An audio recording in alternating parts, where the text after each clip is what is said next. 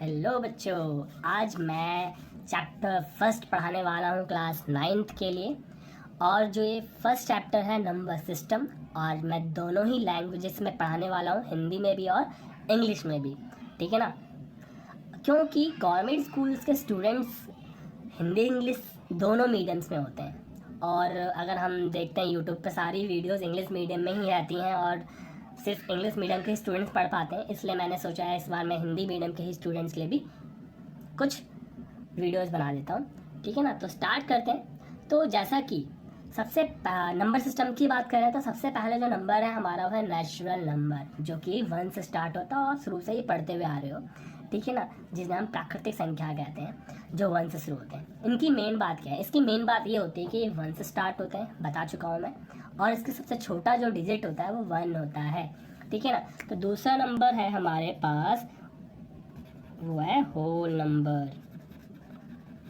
क्या है? Whole numbers, जिसे हम कहते हैं पूर्ण संख्या। ठीक है ना, और ये पूर्ण संख्या क्या है? जैसे कि आप सभी को पता है कि जीरो का इन्वेंशन तो हमारे इंडिया में ही हुआ है। और किसने किया आपको पता ही है, आर्यभट्ट जी ने किया था। ठीक है ना, जैसे जीरो आया तो एक और नाम अब बढ़ गया, होल नंबर। ठीक है ना, जी हाँ, जब हम कोई भी नंबर 0 से स्टार्ट होता है उसे हम कहते हैं होल नंबर। और ये जब जीरो आया तो हमारी जो काउंटिंग्स हैं वो और ज़्यादा इम्प्रूव हुई। ठीक है ना, क्योंकि जीरो आते ही हम 10 लिख पा रहे हैं, 10 लिख पा रहे हैं, 1000 लिख पा रहे हैं, है ना, जीरो आते ही। ओके, तो होल नंबर 0 से स्टार्ट होते हैं। अब इन दोनों में क्या रिलेशन है? अगर आप सही से देखोगे तो हम ये कह सकते हैं कि नेचुरल नंबर में जीरो नहीं है, स्टार्टिंग में जीरो तो है नहीं, पर होल नंबर में स्टार्टिंग में जीरो है ना। तो होल नंबर स्टार्ट होता है 0 से और नेचुरल नंबर स्टार्ट होता है 1 से। तो दोनों में एक ही, इन दोनों में अगर बात करूं कि होल नंबर्स में आपके सारे नेचुरल नंबर्स मिल जाएंगे। ऐसा क्यों? क्योंकि देखो 1 से स्टार्ट 1 आ रहा है कि नहीं आ रहा? भाई नेचुरल नंबर का 1 आ रहा है, 2 भी आ रहा है। इस वजह से होल नंबर्स के अंदर सभी नेचुरल नंबर पाए जाते हैं। अगर मैं बात करूं एक नोट की, सही से लिखूं तो बोलूँगा ऑल नेचुरल नंबर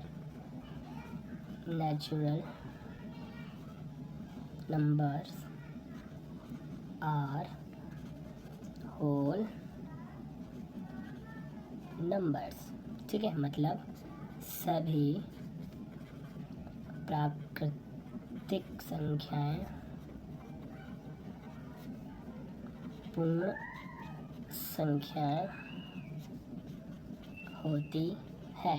नॉर्मल सी बात, ऐसा क्यों कह रहा हूँ? क्योंकि देखो नेचुरल नंबर में जीरो नहीं आता है ना। अगर जीरो आ जाता तो नेचुरल नंबर थोड़ा ना होल नंबर होता है। ठीक है ना, तो हम कह सकते हैं नोट में कि सारे नेचुरल नंबर्स को हम होल नंबर्स कहते हैं, बट होल नंबर्स को नेचुरल नंबर नहीं कह सकते।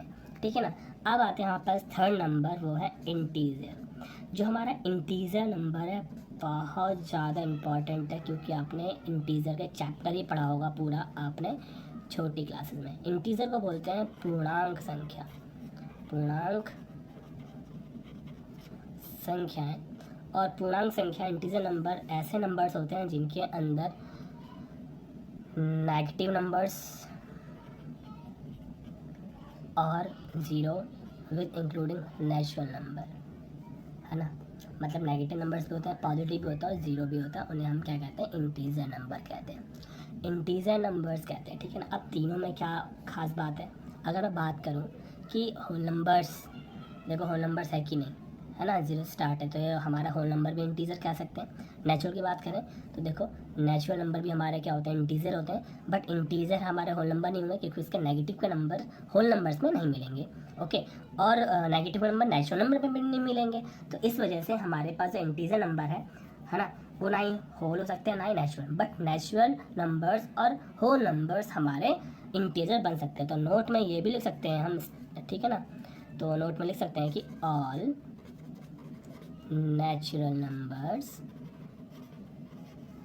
आर इंटीजर्स, है ना।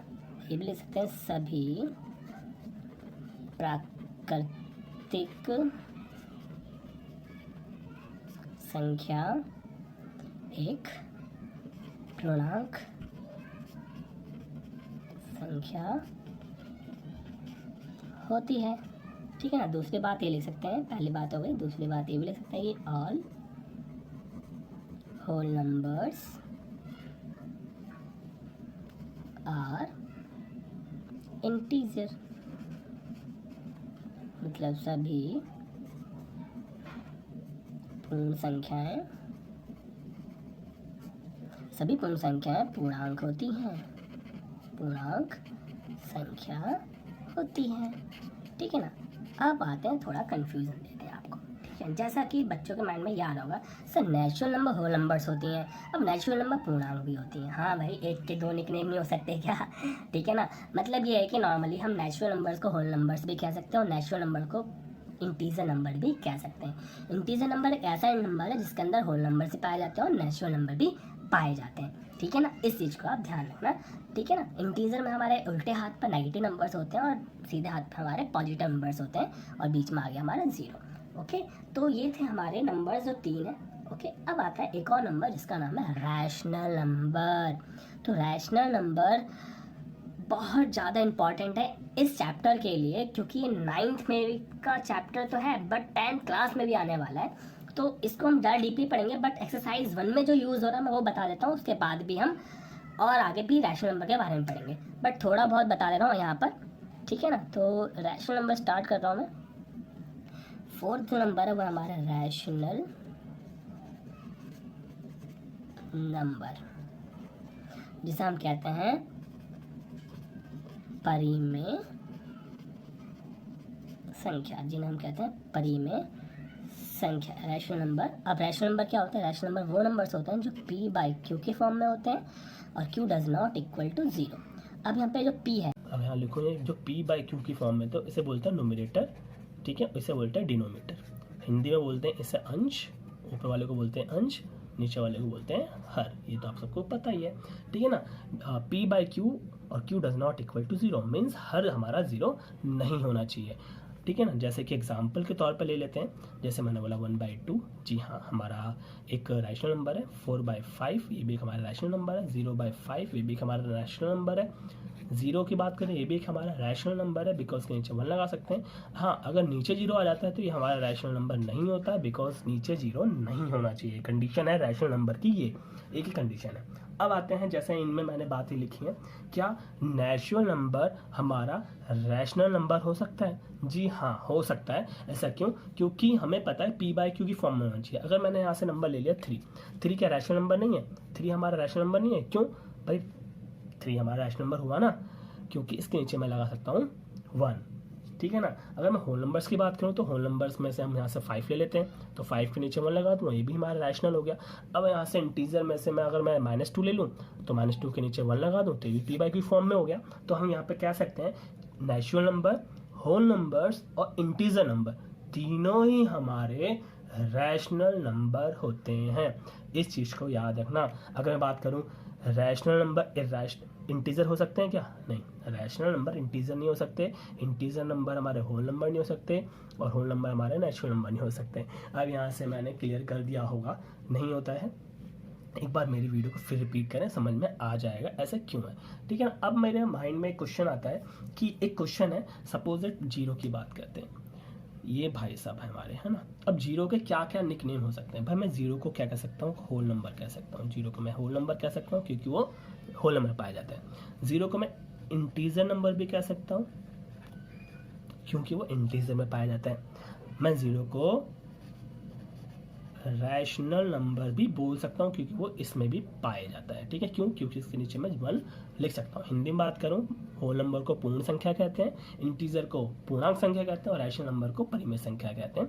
इस चीज़ को आप ध्यान रखना। ठीक है ना। तो अब मैं थोड़ा एक्सरसाइज की बात कर लेते हैं, थोड़ा एक्सरसाइज कर लेते हैं 1.1। ओके, जैसा कि ये एक्सरसाइज 1.1 का पहला क्वेश्चन है, is zero a rational number? क्या एक 0 परिमेय संख्या है? ये क्वेश्चन पूछा जा रहा है। Can you write it in a form p by q? क्या आप इसको 0 को p बाई क्यू की फॉर्म में लिख सकते हैं? p and q are integer और q does not equal to 0। Start करते हैं सॉल्यूशन में। तो हमें पता है yes 0 is a rational number। जैसे कि मैंने बताया था, ऐसा क्यों भाई? 0 एक परिमेय संख्या है।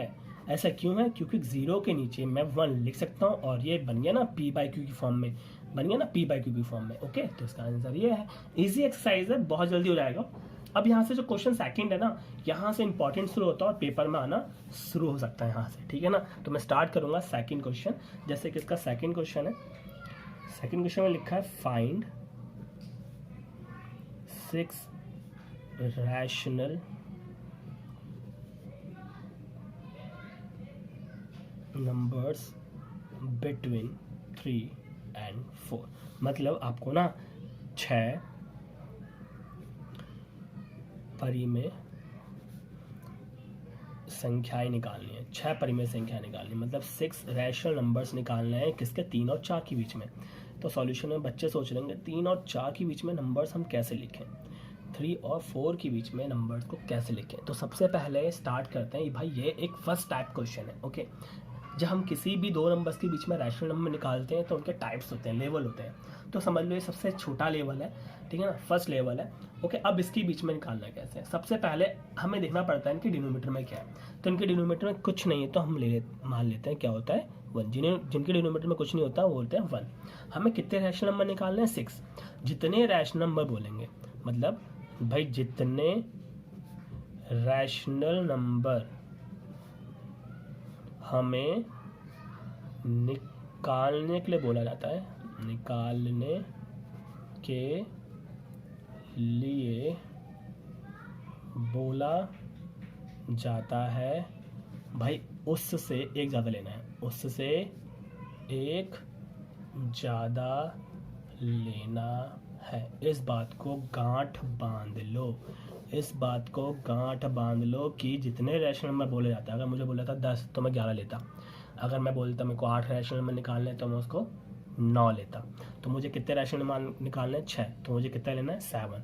तो हम क्या करेंगे, उस 7 को ऊपर और नीचे दोनों तरफ मल्टीप्लाई कर दो। हम मल्टीप्लाई कब करते हैं? जब हमारा डिनोमिनेटर सेम होता है। हम मल्टीप्लाई कब करते हैं? जब करते हैं जब हमारे डिनोमिनेटर मीन्स हर सेम होते हैं। अगर सेम नहीं है तो क्या करेंगे सर? हम सेम पहले करेंगे, सेम को पहले करेंगे, ठीक है ना। तो हो गया। अब करेंगे 21 भाई, कितना है? 21/7 एंड 28/7। अब देखो 6 आते हैं कि नहीं भाई। 21 के बाद क्या आता है? 22 आता है, ओके। 23 आता है, ओके। 24 आता है, ओके। 25 आता है, ओके। 26 आता है, ओके। तो कितने हो गए? 5 और ये लिख दिया 27/7।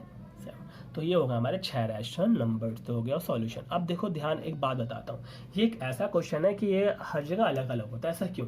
आप खुद सोच के देखो कि 3 और 4 के बीच में कितने नंबर है भाई। 3 और 4 के बीच में बहुत सारे नंबर है। मैं 3.1 लिख सकता हूँ और 3.1 के हटा के 10 भी लिख सकता हूँ। तो ये भी एक रैशनल नंबर है और ये भी ठीक बात है। ओके, दिख नहीं रहा होगा ना, अब दिख जाएगा। ओके, देखो 3.1 भी लिख सकता हूँ, उसके बीच में तो ये भी हो सकता है 3.7 हो सकता है और पॉइंट हटा के नीचे लिख दिया 10। तो ये भी एक रैशनल नंबर है। इस तरह से भी हम कर सकते हैं।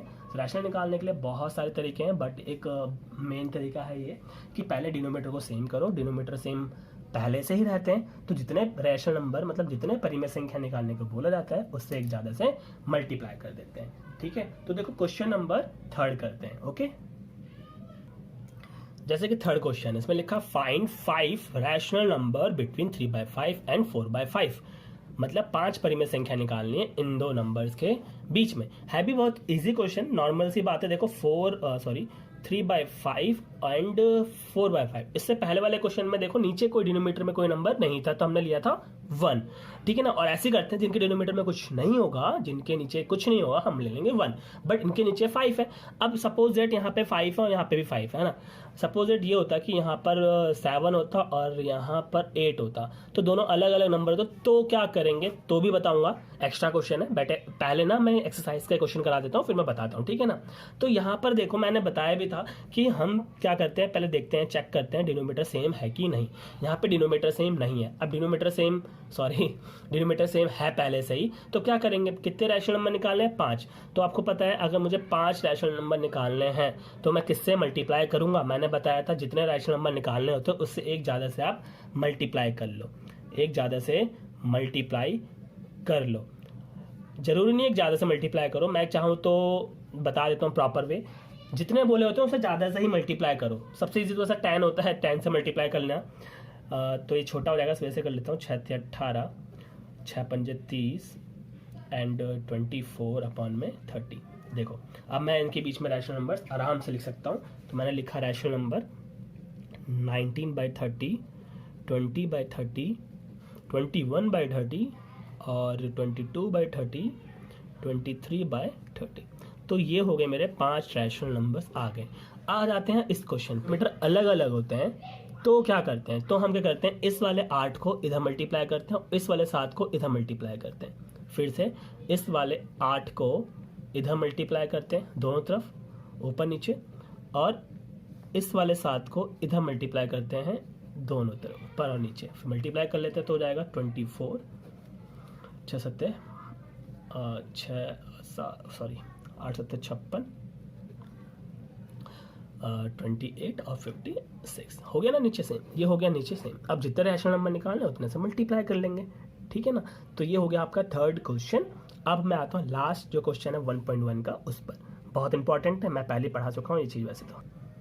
जैसा कि क्वेश्चन नंबर 4 में लिखा है, state whether following statement are true और फॉल्स। ट्रू और फॉल्स बताने हमें, ठीक है ना, ट्रू और फॉल्स बताने, सही और गलत बताने। और जैसा कि मैंने स्टार्टिंग जब मैंने करवाया था जब भी बता दिए थे बहुत सारी चीज़ें। जैसे कि यहाँ पर है एवरी नेचुरल नंबर, मतलब सभी प्राकृतिक संख्या। नेचुरल नंबर वही होती हैं जो 1 से स्टार्ट होती हैं, होल नंबर्स होती हैं, मतलब every natural number is a whole number. क्या सही है गलत, भाई ट्रू तो है ना, क्योंकि all natural number whole numbers हो सकते हैं पर होल नंबर्स नेचुरल नंबर नहीं हो सकते। मैंने नोट में लिखवाया था, क्योंकि ये 1 से शुरू होता है और ये 0 से शुरू होते हैं और इनके बीच में इंक्लूड है हमारा नेचुरल नंबर इंक्लूड है। ओके, इस वजह से यहाँ पे आता है एवरी इंटीजर नंबर क्या होल नंबर सकते हैं, भाई ये फॉल्स है। अब ये फॉल्स है, ऐसा क्यों, क्योंकि भाई इंटीजर के अंदर, मतलब एक पूर्ण संख्या के अंदर, पूर्णांक संख्या के अंदर नेगेटिव नंबर्स होते हैं और होल नंबर्स में नेगेटिव नंबर्स नहीं पाए जाते, इसलिए सारे इंटीजर नंबर हमारे होल नंबर नहीं हो सकते हैं। इस चीज को ध्यान में रखना। Every rational number is a whole number, भाई सारे होल नंबर्स, सारे रैशनल नंबर मीन्स सारे परिमेय संख्याएं आपके होल नंबर नहीं हो सकते, क्योंकि होल नंबर 0 से स्टार्ट होते हैं और इनके बीच में कोई भी ऐसा नंबर नहीं है जो p/q की फॉर्म में है। बट ये कह सकते हो कि हाँ, यहाँ पर अगर मैं 2/1 लिख दूं तो ये हमारा एक रैशनल नंबर बन जाता है। बट एक रैशनल नंबर, मान लिया रैशनल नंबर मेरा 5/7 है, तो क्या मैं 5/7 को उसके अंदर ढूंढ सकता हूँ, नहीं ढूंढ सकता ना, क्योंकि 5/7 एक फ्रैक्शन नंबर है और फ्रैक्शन नंबर होल नंबर नहीं होते। इस वजह से हमारा जो एवरी रैशनल नंबर है वो हमारे होल नंबर नहीं होते।